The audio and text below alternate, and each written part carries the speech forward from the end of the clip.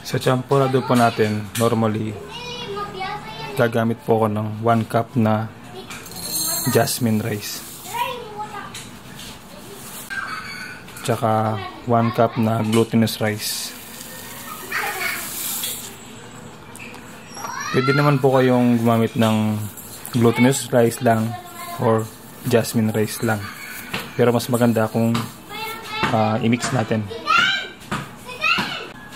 Ngayon maglalagay na tayo ng tubig para banlawan.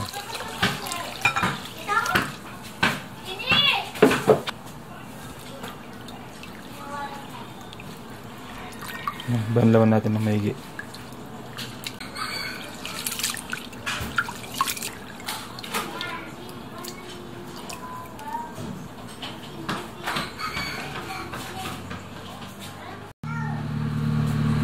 Nagpakulo na ako ng tubig. Ito. Yan. Kumukulo na po.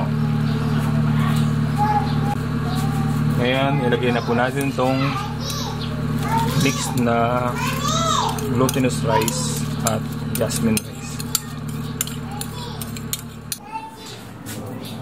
Takpan natin hanggang lumambot po ang bigas. Sa puntong ito, medyo malambot na po yung ating bigas. So, tingnan natin. Ano?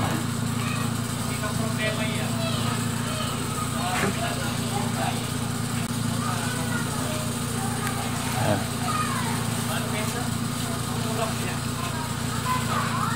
Lalagay na po tayo ng kokwa.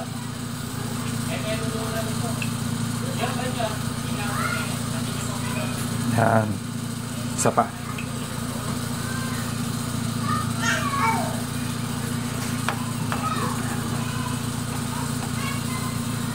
Pwede nyo tunawin sa isang mangkok. Pero okay lang naman kahit ganyan po. Yan. Gawin natin.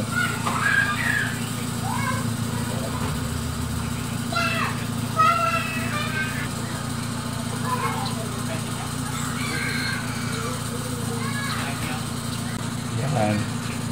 Halos na lusaw na po yung kokwa. So, pagpatuloy po nating lutuin at takpan.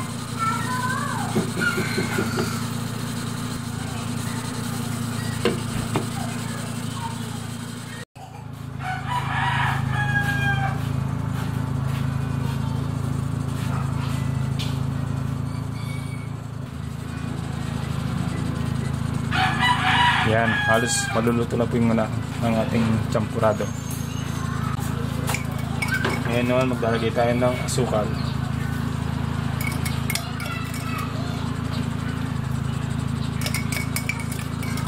Sa paglalagay ng asukal, kayo pong bahala kung gusto yung matamis o matabang.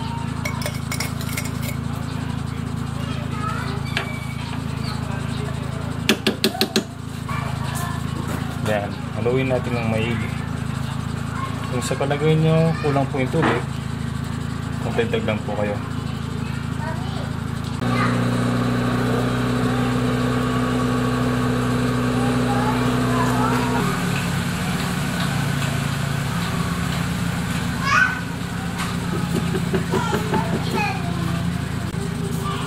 Takpan pa natin to ng mga 5 minuto hanggang well combined na po yung asukal.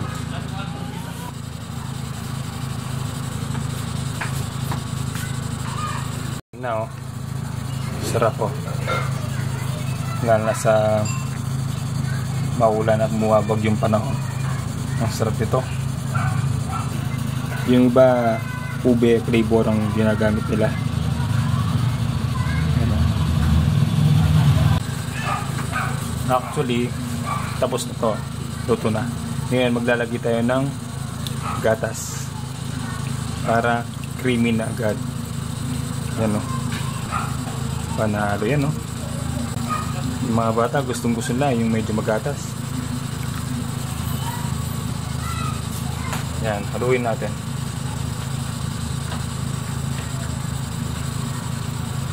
Tandaan lang kasi almost puno. Ito yung sarap o.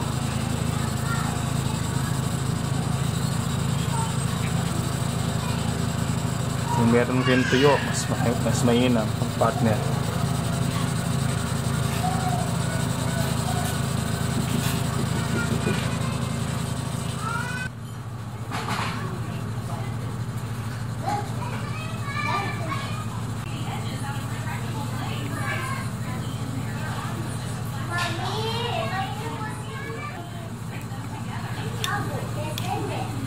Grabe, ang sarap niya, no?